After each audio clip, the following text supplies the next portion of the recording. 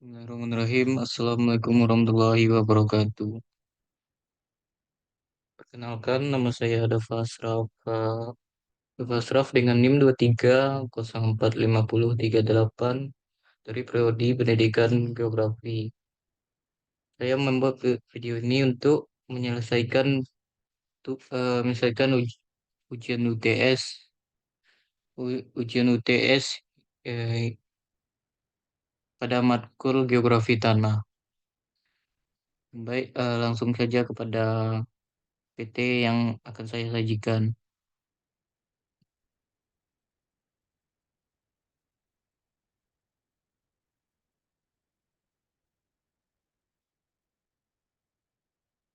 Tentang geo, eh, ilmu kajian geografi tanah. Eh, Kajian ilmu geografi tanah dan proses pembentukan tanah.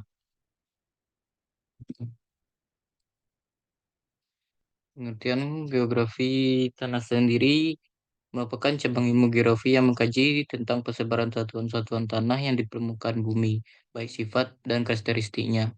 Satuan-satuan tanah yang meliputi permukaan bumi dan pemanfaatannya tanah untuk kehidupan dan untuk keberlangsungan hidup makhluk hidup di muka bumi ini. Tujuan dari tujuan dari geografi tanah adalah meliputi aspek pengetahuan, keterampilan dan sikap. Aspek pengetahuan tersendiri meliputi tentang pengembangan konsep dasar geografi yang berkaitan dengan pola keruangan dan proses-prosesnya. Mengembangkan pengetahuan sumber daya alam, peluang dan keterbatasannya untuk dimanfaatkan dan mengembangkan konsep dasar geografi yang berhubungan dengan lingkungan sekitar dan wilayah negara atau dunia. Proses dari pembentukan tanah. Proses pembentukan tanah adalah suatu penghancuran atau pelepukan batuan induk. Proses pelepukan dapat dibedakan menjadi dua tersendiri. Pertama itu adalah pelepukan mekanik. Pelepukan mekanik atau fisika eh, bisa disebut dengan pelepukan fisika adalah pelepukan yang disebabkan oleh faktor alam seperti adanya suhu, cuaca, angin, dan air. Yang kedua yaitu adalah pelepukan kimia. Pelepukan kimia sendiri melalui proses pelepukan dan penguraian pecahan-pecahan batuan dan mineral ke dalam unsur-unsur penyusunan yang biasa disertai dengan pembentukan mineral-mineral baru seperti stalagmit dan stalaktit yang ada di gua.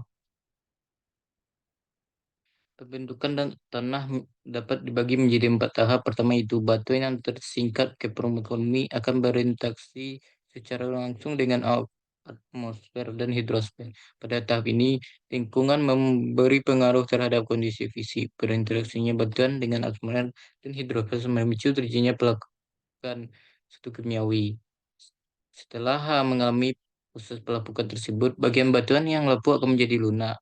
Lalu air masuk ke dalam batuan sehingga terjadinya pelepukan lebih mendalam. Pada tahap ini, di lapisan permukaan batuan telah ditumbuhi oleh calon-calon makhluk hidup. Pada tahap ketiga ini, batuan mulai ditumbuhi oleh perintis perintis seperti adanya akar tumbuhan yang terdapat dalam batu tersebut dan yang membentuk rekan di lapisan batuan yang ditumbuhinya. Disinilah terjadi proses pelepukan biologis. Di tahap yang terakhir, tanah menjadi subur dan ditumbuhi tanaman yang relatif besar. Proses dari perkembangan tanah. Tanah merupakan suatu sistem dinamika yang teratur di mana proses pembentukan tanah merupakan akibat dari luar tanah menerima energi tertentu dan dalam jangka waktu tertentu berubah dengan teratur. Peristiwa perubahan tanah menurut waktu dikenal dengan perkembangan tanah yang dapat dibedakan atas dua itu. Pertama itu horizonisasi dan oplodiasi. Horo- horo- Horizonisasi tersendiri merupakan deoposisi bahan organik dan sintesa senyawa kompleks organik baru yang dinamakan dengan humufikasi. Selain proses humufikasi membentuk humus, bagian organik juga dapat mengalami proses dekomposisi dengan membebaskan CO2 C2, air, air, gas, dan mineral-mineral tertentu yang dimakan dengan proses mineralisasi. Dengan adanya demikian, horizon O dapat didefinisikan sebagai lapisan tanah atas yang sebagian besar terdiri bahan-bahan organik, baik masih segar maupun telah membusuk di atas horizon mineral.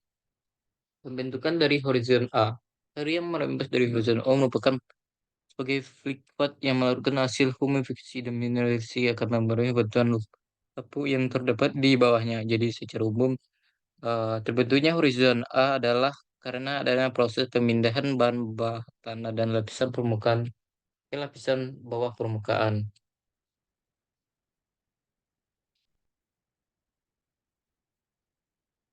Hmm, ketiga itulah pembentukan horizon B. Horizon ini berupa kerikil atau lapukan awal dari batuan di bawahnya dan merupakan awal dari pembentukan dari perkembangan tanah dan tidak memperlihatkan ciri-ciri horizon A ataupun horizon B.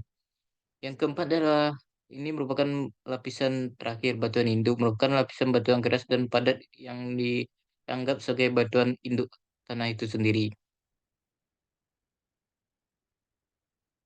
Yang kedua tentang proses pengembangan tanah itu aplodiasi. Aplodisi sendiri merupakan perkembangan tanah kas yang menyebabkan terbentuknya jenis-jenis tanah tertentu dan merupakan pengusuhan dari proses perkembangan horizinasi. Proses aplodiasi dapat dibedakan menjadi A. Dapat dibedakan menjadi tiga. Pertama itu adalah penambahan bahan organik dan mineral ke dalam tanah, baik dalam bentuk padat, cair maupun dalam bentuk gas. Yang kedua itulah kehilangan bahan organik dan mineral dari dalam tanah, baik dalam bentuk padat, cair maupun dalam bentuk gas juga. Yang ketiga adalah penambahan tanah dari satu lapisan ke lapisan lain. Nah, dari kesimpulan eh, tersebut dapat kita bahwa pengetahuan mengenai sebaran jenis tanah di muka daratan dan faktor-faktor menentukan sebaran tersebut. Ilmu geografi tanah sendiri mencakup konsep dasar ilmu tanah atau dalam kajian bahasa Inggris itu social science, sifat fisik, kimia, biologi tanah, genesa tanah, survei dan pemetaan tanah, klasifikasi dan taksonomi. Nah, taksonomi tanah serta persebaran tanah dalam satu ruangan itu sendiri. Baiklah, hanya sekian dari penyampaian eh, materi saya. Mungkin kalau ada kata-kata yang salah mohon dimaafkan. Saya akhiri dengan wassalamualaikum warahmatullahi wabarakatuh.